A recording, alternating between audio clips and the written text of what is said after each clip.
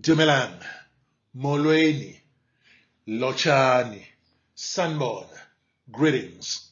It is truly a pleasure for me to engage with you once again on a journey that has to do with your business taking off and impacting lives the way you had designed it to be.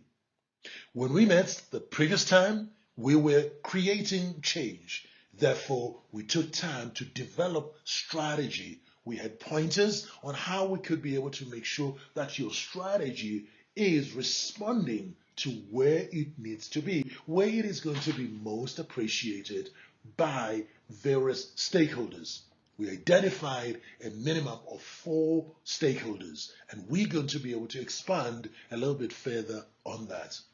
This time around, our core focus is on ensuring that you can execute your strategy and do so in such a manner that the results are going to be sustainable and the beneficiaries are going to be yourself, your team, your customers, and variety of other stakeholders that will be looking to the success of your enterprise. Welcome to this leg once more. Business operates within a context. The one we are in right now has largely been influenced by COVID-19. How we conducted business up until March 2020 is different to the way we are doing now because we have taken the lessons that came through from the realization that it is vital to render services and provide products that are truly essential, not just nice to haves. You developed strategy previously. Now we're looking into ensuring that the strategy is executed in a disciplined manner. We will provide tools towards that aspect. But of course, this leg is really about sustaining the change you bring to your business and sustaining the effects of your business in the marketplace. And as we work through that, we would want to encourage you to look at ways in which you review your business and you plan for better so that your customers and all other stakeholders are able to prioritize you in the list of solutions providers when they are afforded the chance to do so.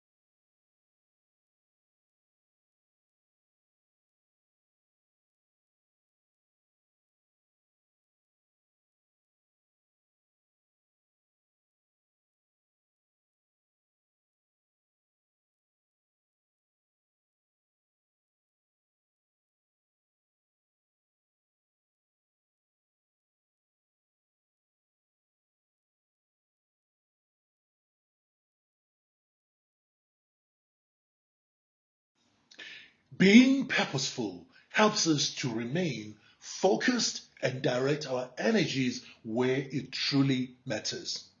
Jeff Henderson helps us to appreciate this in his 2020 book, Know What You Are For.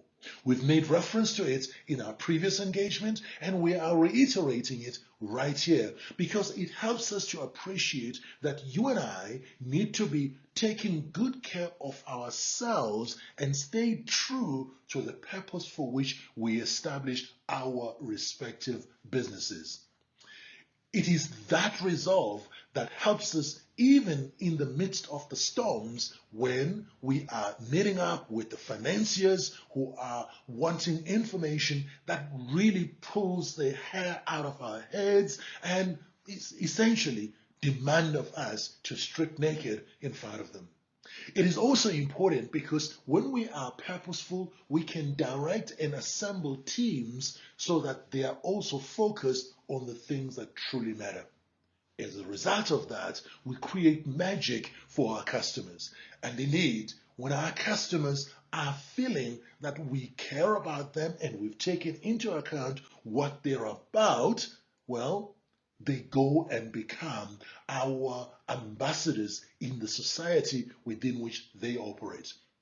In a social enterprise, it becomes even more important to know that society backs what we do because, after all, we are driven by an ideal greater than just pure profit. Purpose takes us forward. Profitability will follow as we respond to real needs that are well assessed and not just things that we have thumbsucked to set up business.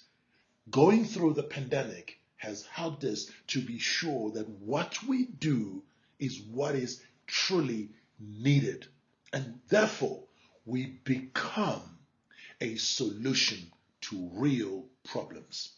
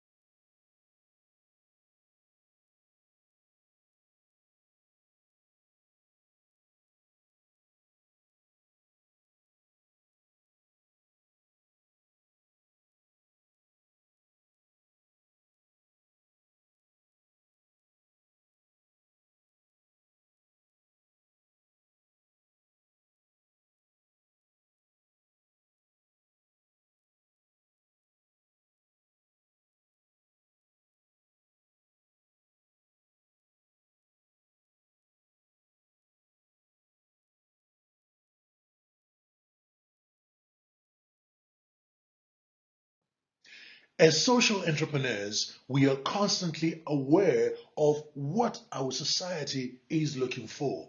Our antennas are always open. Our reticular activator is constantly checking what it is that our society and the society closest to them may be in need of. And therefore, we fashion our products and services to satisfy those needs.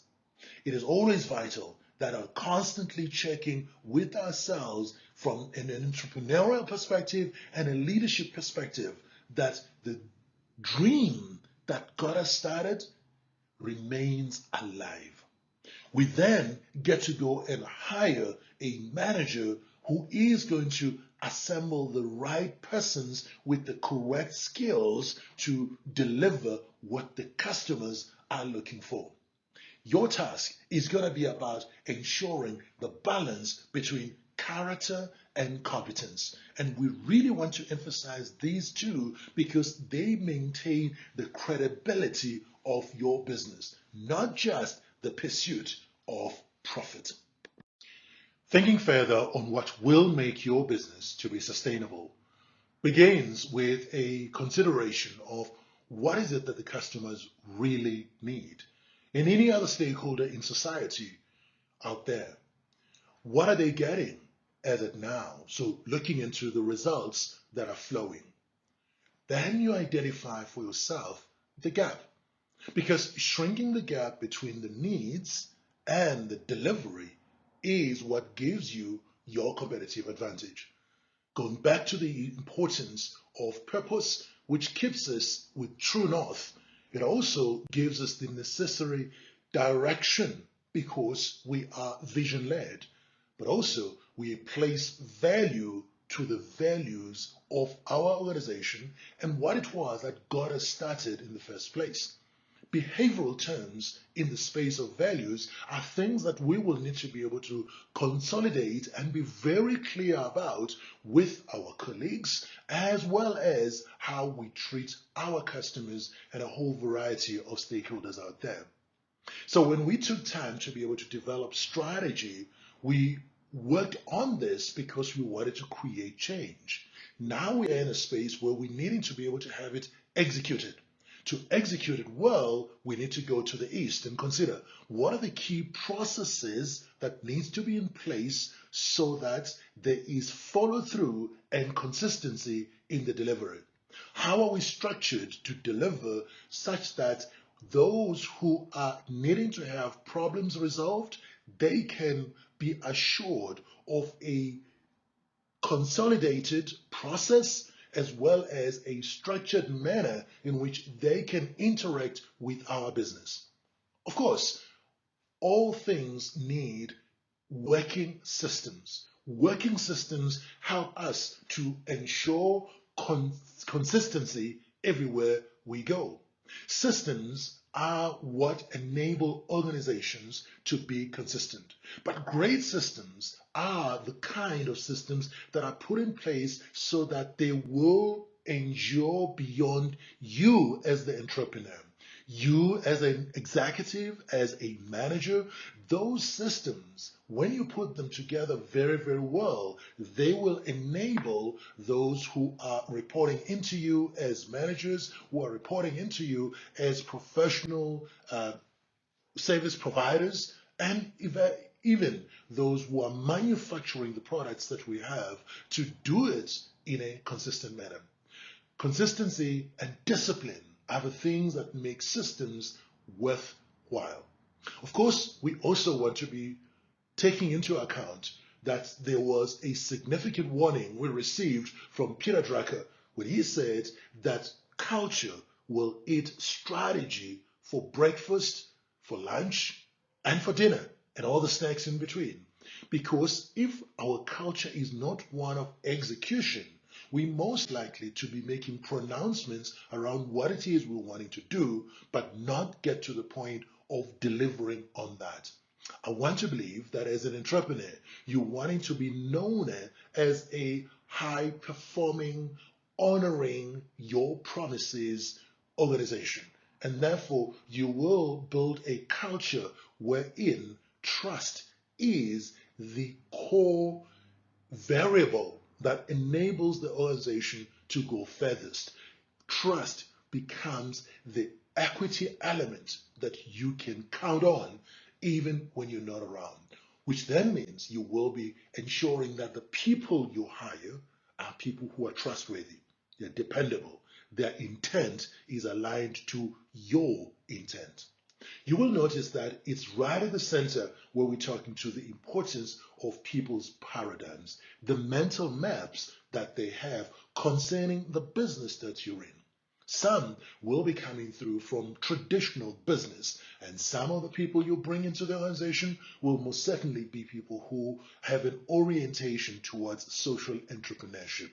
Your task is to be able to marry those who are in it for cash profitability to those who are looking into profits that takes care of the planet, takes care of the future in terms of sustainability, takes care of the society within which you conduct your business, and takes care of the people who make up the organization. These are things that are going to be key for a sustainable enterprise that is a social enterprise. We reiterate that success is a progressive realization of a worthwhile ideal. This was pronounced by L. Nightingale a whole century ago.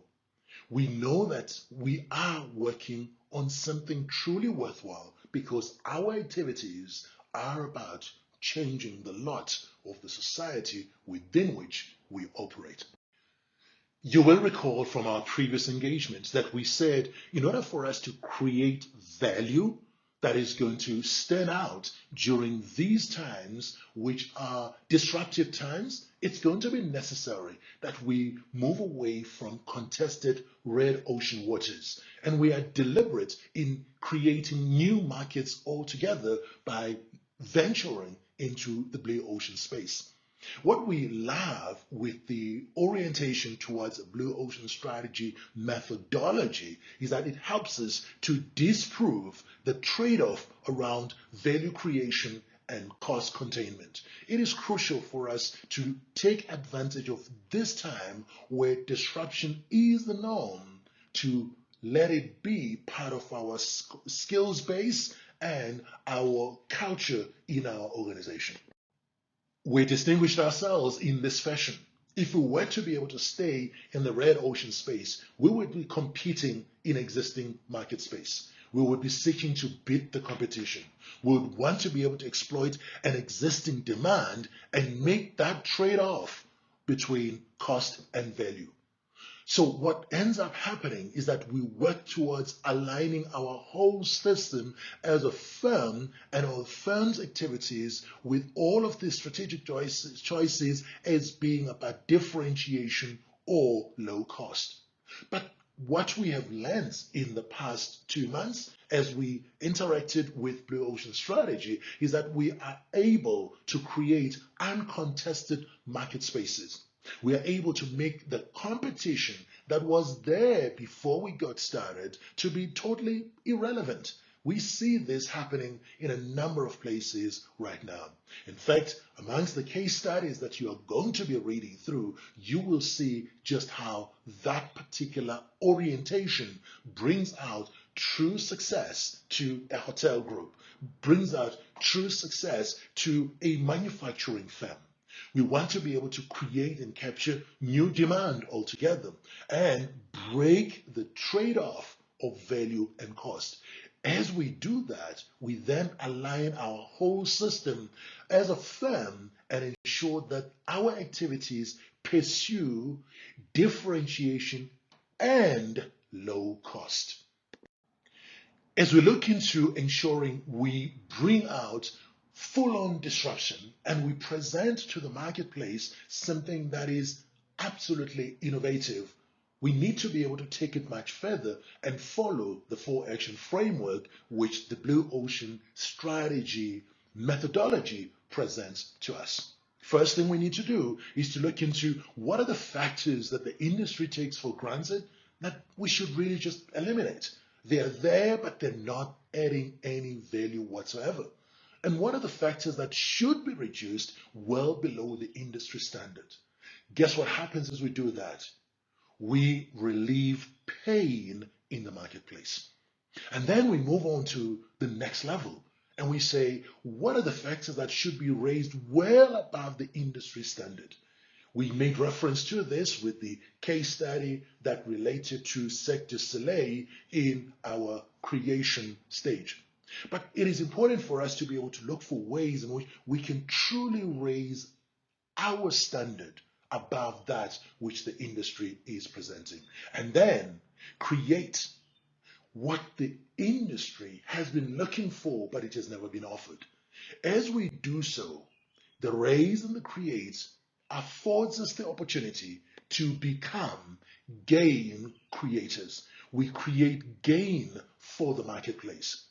Guess what happens as a result of that? Well, we become the preferred solution provider. We become the preferred service provider or product provider. Presented alternatively, we get to appreciate that the elimination and reduction do away with the cost elements that make our doing business expensive. because we're doing things that industry does not find value in. On the other hand, when we raise and create what has not been offered in the marketplace, we provide for our buyers true value. So then, we have the opportunity through this process to be providing value that is innovative for our customers to enjoy. As we look into the way in which we could ensure that we expand on the value creation and stay innovative, it becomes necessary that we look into the external environment, the context within which we conduct our business, and say, what are the opportunities that are out there that we had not previously paid attention to, but have been presented by the circumstances we are in now? And what could threaten the delivery and the execution of our strategy? Having gotten that, we then look internal to the organization and say, what are we truly great at? What are our strengths? Because those would incorporate our talent, to incorporate the people that we already have, our capabilities, our competencies, and all of that. On the other hand, it is important to pay attention to what could weaken our ability to exploit the opportunities. The weaknesses are things we need to be able to hire right people to deliver for us in those areas. So emphasize our strengths, hire for our weaknesses to exploit the opportunities, and mitigate for the threats that may be there interfering with our ability to execute our strategy. All strategy must degenerate to action. So let's take ourselves to a simple activity that helps us to ensure that within our organization and we ourselves as the entrepreneurs have a framework for ensuring effective delivery of our own strategy. I'm going to utilize a methodology that's referred to as Dr. Greg. It's an acrostic that looks into what are the desired results we wanting to have accomplished. Now that takes us back to the earlier conversation around our objectives and key results. So what are the desired results? Second, it is important to determine what are the guidelines, the standards that are going to be followed in order to ensure there is consistency throughout. And nobody is going to come back and say, I have no idea as to what I am supposed to do. Third, it is important to provide the necessary resources so as to, again, do away with excuses. Unfortunately, in our country, excuses have tended to be the way in which people behave. Instead of being able to do what needs to be done, they present their excuse for non-performance. And those who tell their story very, very well get to be condoned and allowed to go further. So let's provide the resources. Let's be clear about the resources that are required. These may very well be financial, they may be technological. Sometimes it just is personal, face-to-face time. That's a resource. The fourth critical element we need to be looking into is the whole concept of accountability. We delegate responsibilities to the people that we're working with, but we may not delegate accountability. So what is this all about? It's about ensuring that the buck stops with the person who has been allocated, delegated authority to get the work done. Finally, we need to talk to consequences. What that really speaks to is self-motivation and self-drive. When the consequences of doing the thing well translates into something that fills my pockets, I'm most likely to be able to run with it without needing to have somebody cajole and breathe down my neck. However, if it is unclear, it is possible that I may find myself busy doing things that do not really matter. Consequences and consequence management ought to be the thing we utilize to ensure execution of strategy and performance against the contract or the agreement that we have. We know when we're working with a client out there that a service level agreement will articulate what happens when we have met the obligation and what happens when we've missed it. Strategy execution requires us to be clear about the goals we want to achieve. To get there, we need to know where we are right now. So what's our current situation? In there, you may very well go into your SWOT analysis and determine the key areas you need to be working on, the information of the intelligence and the insight you've got from your SWOT analysis. Then determine what are your desired outcomes, what are the results you really want to realize. Having got those two, you will then determine the gap in between. That gap then speaks to what action you will need to put in place to attain the desired results. Having thought through that, you may want to be able to look back and say, wait, in the last quarter, what were the things we had set for ourselves? What action did we really carry out? And how are we doing? Tracking that gives you the confidence to go through to the next level. The next level to goal attainment is clarity on the standard, on the guidelines, on the system that needs to be in place. So most often in the manufacturing space, we talk about the International Standards Organization numbers, the ISO. What will be the standard you want to apply? Then, in the conversation with the person who's going to deliver for you, ask the question, what are the resources they require? And what are the resources you believe they require to get the job done properly? Then look into the important element of accountability. Who will account for what needs to be done, and how often will that accountability process be put in place? Later on, when we talk about the disciplined approach to strategy execution, we will talk about the cadence of accountability. That is the rhythm you put in place for that. It is always necessary to also articulate by when you want to have things done. You will recall the story that goes through around JFK saying way back in the early 1960s, by the end of this decade, which was the delivery date, we shall have landed a man in the moon and returned him back to Earth safely. When you've got that, you then make it unambiguous as to what needs to be done. We have the beginning point, we have the finishing point, and then we say, this is the deadline. That delivery needs to be achieved by that set date. As indicated earlier, it is important to be very clear about consequences of the attainment or non-attainment of the goals. When it is achieved as desired, what is the result? We talk about good performance, very good performance, excellent performance. What are the metrics we put in place for each one of those? And then when we have not hit the mark, so we have underperformed, what are the consequences? Of course, we would like to be able to build capability inside our organization where those who have not been able to meet the goal set for themselves are taken through a development process so that in future they deliver as expected. Let me recommend that you look into reviewing the performance against the set goals on a weekly basis. Virtually every week has a Monday and a Friday, so you are able to determine right there at the beginning of the week what it is that people need to be able to do. You then also indicate what's the one activity they can do this week to deliver on the goal.